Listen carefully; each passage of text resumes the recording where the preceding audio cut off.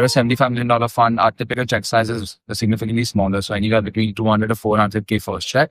And then we can write larger follow-on checks.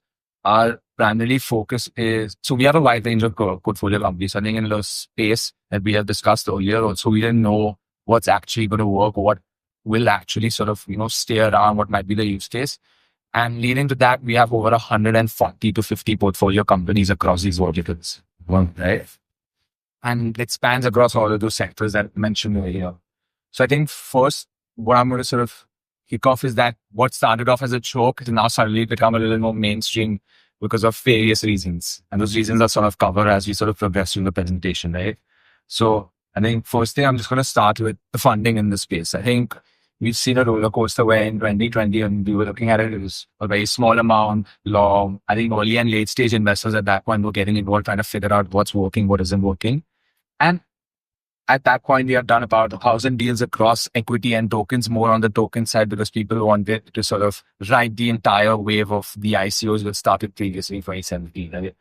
Then comes 2021, which was a bumper year for crypto. Are ICOs still happening? Yeah. They're called TG, token gated events. The words you name, same thing. So funding in the space again. So in 21, 22, I think everybody heard about the NFT mania. You heard about DeFi sort of picking up. And at that point, we had sort of seen a massive bull market where you saw the overall market cap of the industry go from 300 million to roughly 2.8 trillion, right? And largely driven by the fact of the Bitcoin halving, which we all know happens every 4 years, alongside this whole NFT, where taking a JPEG and putting it on a blockchain became sort of a unique thing, which in this case, Steph Curry had. did eventually sort of play out. Thing, right? The ape thing was really big, right? Yeah. So you got a picture of a bunch of monkeys designed well, and people thought it was value. And then the apes had dogs. And the apes had dogs. Okay. Then the dogs had houses. And then the dogs also had tokens to be able to purchase outfits for them. So you kept progressing the story until at some point the music stopped. Are the apes doing well now?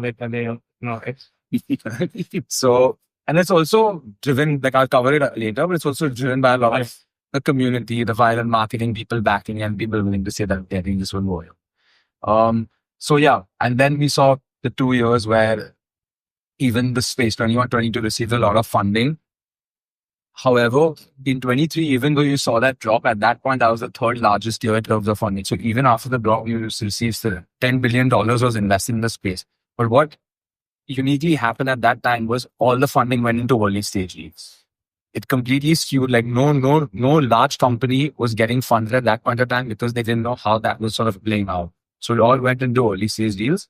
And in 2024, you saw a small bump up again, same issue. But what was different in 2024 was what we'll cover now. So in 2024, the US approved 11 Bitcoin ETFs. They were all trusts initially.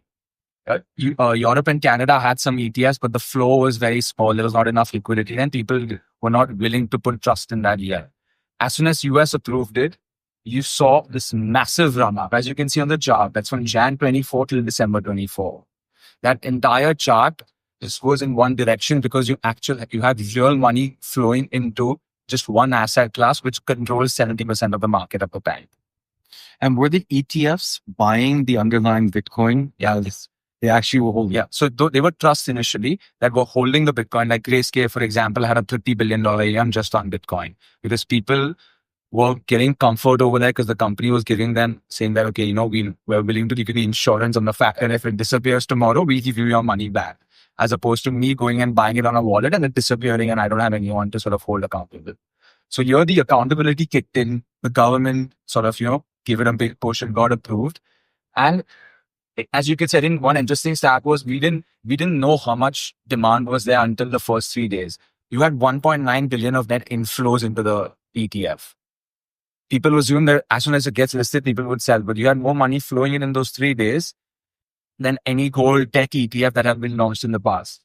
And alongside that, now today at this point, as of last month, there are 20 plus Bitcoin, just Bitcoin spot ETFs. I'm just focusing on the one asset and the total AUM exceeding 160 billion, of which BlackRock being the leader in this. And then you have various other sort of companies that have small ETFs that are issuing across the world. Okay. And another driver was institutionals like private equity funds, endowments, pension funds getting comfort right after that. So an interesting statistic over here is 23% of US Bitcoin ETFs are owned by institutional investors. So now you have the first endowment round that went and bought $5 million worth of ETF. You have pension funds like the state funds like state of Wisconsin, state of Michigan getting involved. You see these types of large endowments and funds investing in the assets, which allows you as an individual to get more comfort saying, okay, if they're willing to put some amount of money, why shouldn't I? And primarily in the ETFs, not buying the direct asset. And on top of that, you have listed companies. MicroStrategy, which is a SaaS business that provides services, is now a Bitcoin treasury holding company. They are the single largest holder of Bitcoin in the world as of now, and continually buying so. They have raised upwards of billions, $4 to $5 billion worth of debt to go and purchase Bitcoin against the shares that they have listed. So this entire shift sort of happened. Obviously, I think Jan 24 when the ETFs were approved, this entire shift happened since then, where companies started acquiring the asset and more interest around it being sort of comfort.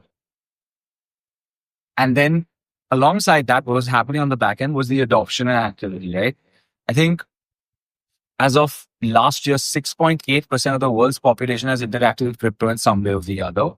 At the point when we looked at it in 21, 22, it was about 2 to 3%. So you have double the number of people that have now interacted with it. And this is purely from an on-chain basis, not even from like an investment perspective. And it went from being niche to mainstream. And to give you a very specific statistic, in 2020, 300 to 400,000 unique users had interacted with Bitcoin. As of 2023, 2024, there are 900,000 to 1 million users that are interacting with Bitcoin on a daily basis. So again, 2020, 300 and 400,000 and ever. So in 2020, in a single day, there were 300 to 400,000 users interacting with the asset. As of 23, 24, it's 900K to 1 million. So 3x. Yeah. So you're seeing that growth, obviously, and this is from a wallet perspective, not even from me holding it in my Demat account. So there's a lot of, it was positioned in a way where people were actually interacting with the asset. Now, what comes second was the Base and the Solana network. So these are application development networks. You can build a bunch of these applications on it, whether it be trading applications, gaming, NFTs were built on this, lending, various individual products. And what at the time when they started, people weren't familiar with the way they interacted, but they realized that something was happening. So I need to figure out how to use it. And then developers on the back end were like, I need to make it easier to get more users to use it. And then you saw this entire transition happen, driven by the fact that you have macroeconomic and political tailwinds, where you have candidates that were standing to the presidential elections were funded by crypto firms, specifically funds. After that, we had obviously the Bitcoin ETF. EU sort of went in and said that we're going to pass this MICA crypto bill, which will come into effect, which allows them to give a little more clarity around how digital assets will get structured. So you just want to take a second to talk about stablecoins. I'm going to because you put stablecoins. So no, I just wanted to show that. So see, this was primarily to show that integration with traditional tech and finance played a role, because now stablecoins is the 22nd largest holder of US treasuries globally. And we'll talk about that as we go forward, like how that worked out, right? So that just tells you, these are some of the points that helped the space become a little more mainstream and comfort around interacting with it, right? And so what happened later? We saw this entire wave of capital flows into it. Businesses started getting bigger. So now a company like Mastercard came in and said, look, I want to be a part of this because I don't want to lose out on the net loans. I went and purchased a company that allowed me to encrypt my payments on blockchain. So they went and purchased the business.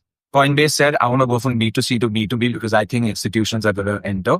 They own 90% of the institutional market. They went and bought a broker. Not only that, Robinhood was equities only and mutual and ETFs. They said, I'm going to buy an exchange so I can just integrate the product in my backend.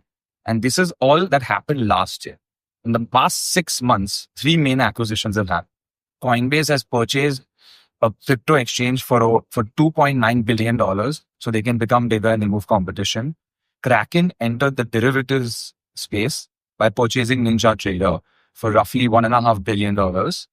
And Ripple, which is a payments network, which also has a token and an equity business, acquired a custodian management saying that now then people will transact on my platform, I should help them and make it easier for them to store these assets that they're transacting with.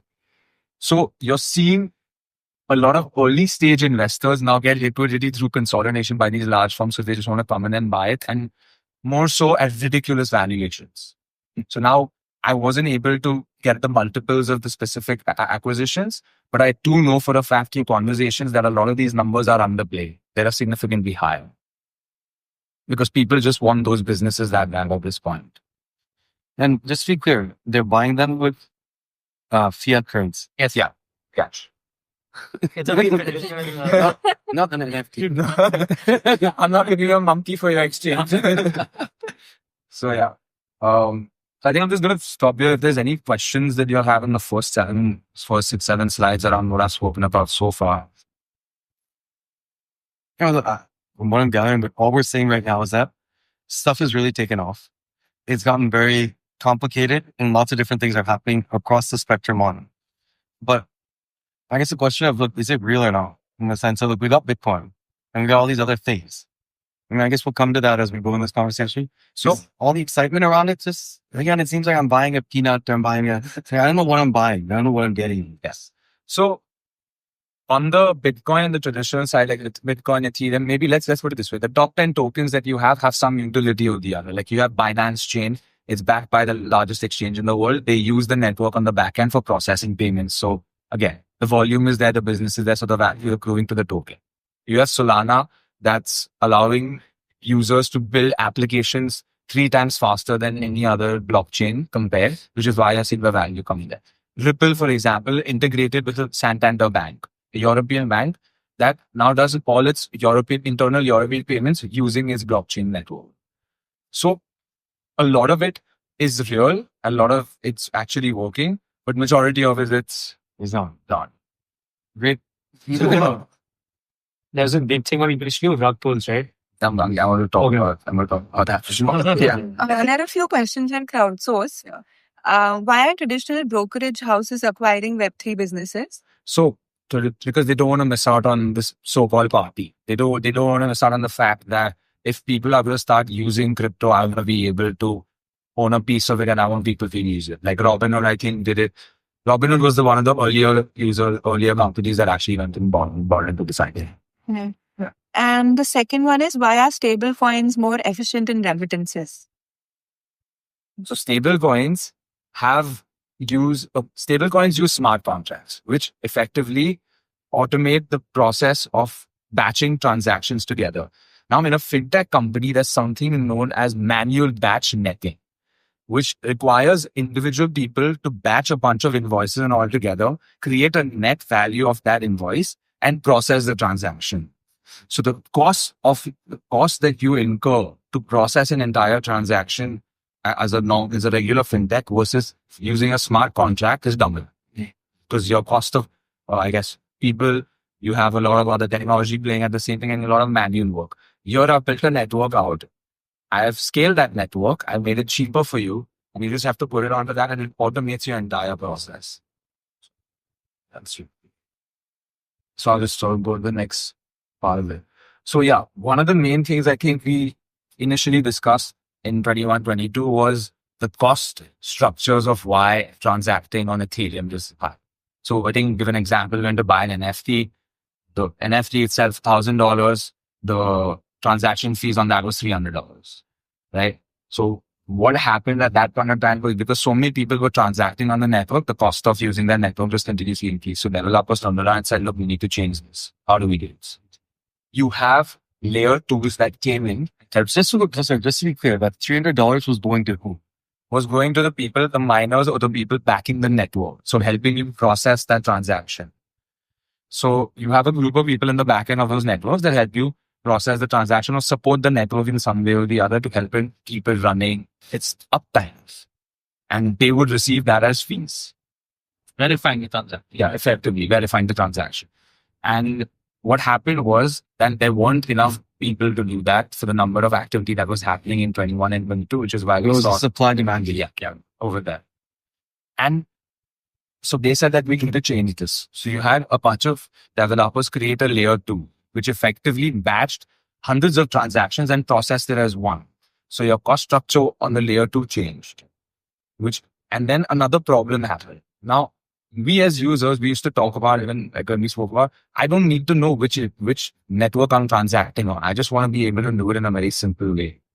So they've come in and they've basically said that they've connected those layer 2s to other networks. So today, if I'm Ethereum, I've built a layer 2 on top of Ethereum. I am Solana, I've built a layer 2 on. My two layer 2s can connect with each other, which effectively, as a user, I don't have to worry about which network I'm processing on. Whichever, you give me three options. Okay, let's say Base gives me $3, Polygon gives me $2, and another network will give me another $1. I can pick and choose which one I would like to use, transact on, and simply it's done within a couple of minutes. Previously, you did have that option of interoperability, which is what now is eventually happening. And you're seeing, As we got to that, we went there. So you're seeing networks interact with each other fairly easily because of the layer 2s that are built on it. And a big portion of it is due to the fact that a lot of these upgrades have happened within the networks, and you have these various changes that are also occurring in the backend. Yeah.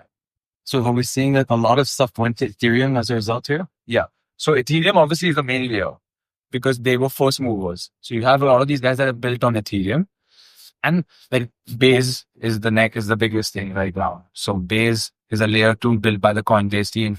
They built it on Ethereum, EVM compatibility, and because they have a lot of control over the flow of transactions.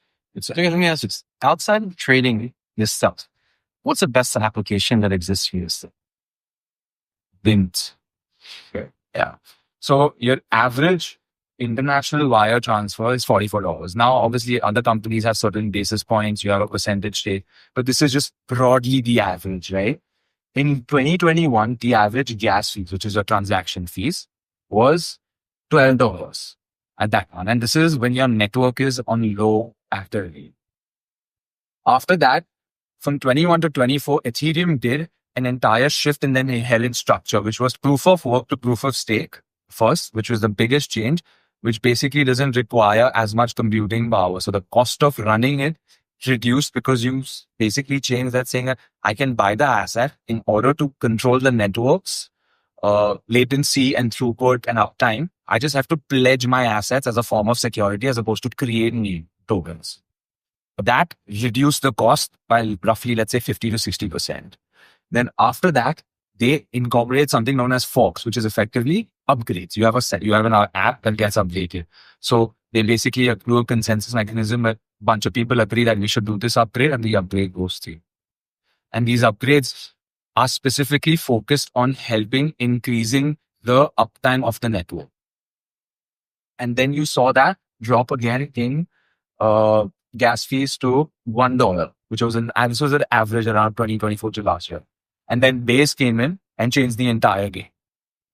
How did they change it? They built a layer 2 controlled by them completely on the back end. There's no decentralization idea over here. So we've gone from the idea of distributed, everything's going to be democratic, to now centrally controlled, and we got better pricing. Centrally controlled, but also allowing participants to participate in the form of staking.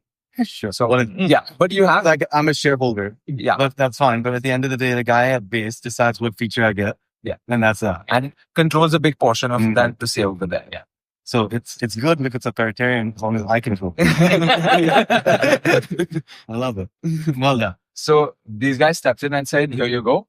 I'm going to reduce the cost even further, which resulted in stablecoins becoming what they are today. So today, the two largest issuers of stablecoin is effectively backed by fiat currency, 1:1. The only difference is it operates on a blockchain as opposed to on your traditional payment rails. Tether has an $81 billion asset balance sheet. USDC, which is owned by the Circle Internet Group, recently went public. They have about 11 billion in treasuries. These companies have grown to this scale in 10 to 12 years. So again, let's just be clear. They bought a dollar. Yeah. And they decided with that $1, they're going to buy Bitcoin. No. And they're going to offer that Bitcoin again. No. So I am going to issue you a dollar on the blockchain. And that dollar is backed by me buying fiat on my bank account. Or T-bills. Or T-bills. Yeah. Right. So I've given you, but I have so what's the advantage of it being on from blockchain? The manual batching.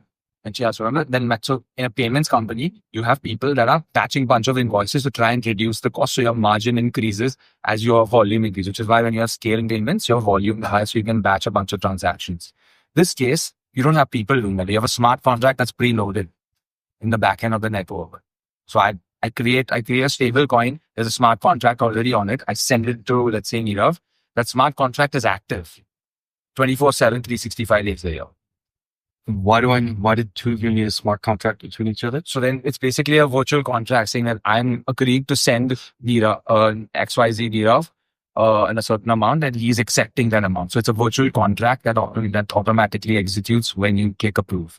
So instead of the bank backing the transaction, these guys are now in effect, eliminate SWIFT completely. So you're an unregulated bank. Yeah.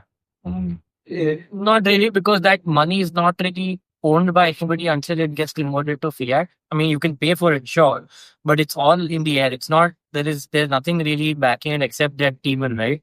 Or that fiat. So even if you transact in USDC and USDT, the only way to really access that capital, unless the entire world suddenly decides to transact in those two, is still to redeem that money for real money. And it's not affected by the variances in Bitcoin price. No, not at all. It has nothing to do with It's nothing to do with Bitcoin. It's purely payment. It's like it's how you roll your GPA wallet. Yeah. So it's just a blockchain based. And so the first use case, the first product market fit that crypto found was stablecoin, right? And I think, so just to compare, initially, I think when we had discussed this also, we said that stablecoins would be good. You use it on exchange to swap between Bitcoin and Ethereum. It'd be a faster way. Payments didn't even come into play over here. These guys have come in and changed that entirely. They've come in and said that we're going to offer businesses, even individuals, easier wallets to transact these stable coins in. So today, if I'm sitting in Latin America and I need to remit money, or I'm sitting in Europe and I need to remit money to my family in Latin America, I have built a stable coin that I issued 1:1, and I'm going to send it across like that because I can send money on a Sunday, I can send money on a Saturday, I don't have to do it. And so your family in Latin America gets the money. Yeah. And they want to go buy an Apple. Then you just withdraw it into your bank account because bank accounts are easily integrated. You just withdraw it into your bank account. So theoretically, my bank should offer this. But they didn't create the network. So these guys came in and created the network and backed it and then figured out that we can just back the dollar 1:1 and then. So basically, I can, like if I'm buying $100 worth of stablecoins, I got 100 stablecoins. That's correct. And then I can transfer 100 stablecoins and they can redeem it for $1 on the other side. Correct. That's And what allows you to do that is a smart contract. Yeah, but there would be a small transaction fee. Yeah, that's how they also make money. It'd be a very minimal transaction fee to that. Personally, better than a bank. Oh, 100%. Yeah, significantly. It's like that 0.01 versus your pen. It's like Sumala, like on the base kind of. I'm getting money from you. I'm giving you. No, but so like all these transactions, right? Even before you do it, unless you're doing it like completely off chain, where I'm giving like a pen drive with 100 USDC on it, like that's Hawala in a way. Yeah. But a lot of transactions are happening with KYC on both sides, right? So people are known who's transacting, how much they're transacting, their information flows. Like it's just impossible now to like do transactions without, like, even when we do investments, our companies are expecting us to do like a 5-level UBO check, right? So even us as investors have to provide this information.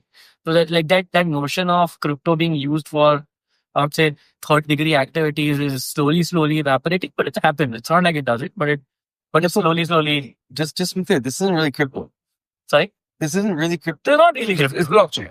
Yeah. Yeah. So we still haven't found a good use case for Bitcoin. Bitcoin doesn't have as much. I mean, like now in finished arguing like Bitcoin is just like gold and gold. That's fully. It was just the demand supply. So then, and the rest of crypto, we're also still haven't found a good use case. Except Stablecoin. Which is not crypto. Yes, which is blockchain. But which like, is why you're the blockchain founders.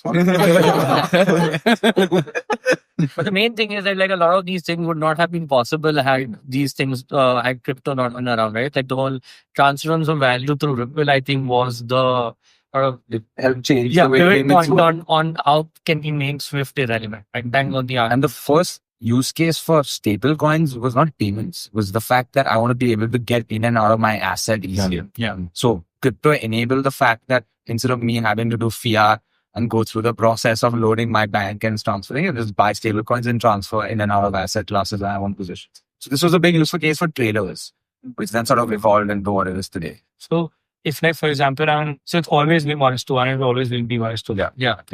And these, so like, for example, Circle is now listed about 3 or 4 months ago, they've listed, yeah, they've done $1.5 billion in revenue last year with a PAT of 155 million.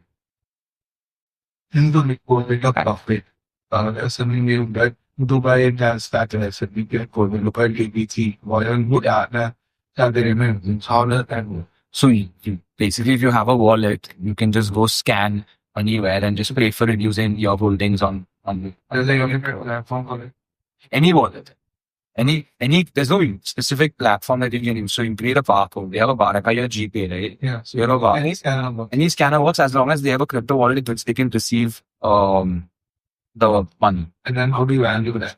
It's like the current exchange type of thing, like we buy Stablecoin, so it's 1:1. So today in Europe also they have their, like, you get 1:1. So if you're paying in dollars, for example, they'll ask you for the equivalent amount of euros and you have to pay it in dollars. yeah, the currency. Correct. Yeah.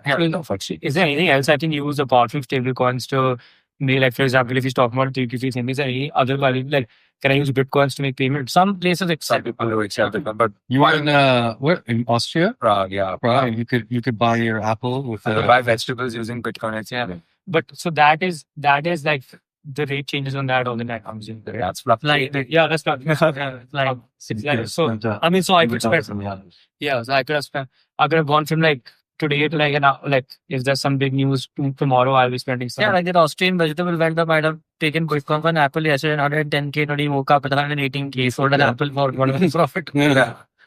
So you can use those, obviously, those are use cases. So just to tell you sheer scale of Circle. So they did 1.8 billion, 1.6 billion last year in revenue. This year alone, first quarter, they've done $600 million in revenue. Wow. So the use case is growing. But again, another form of way they make money is when interest rates are high.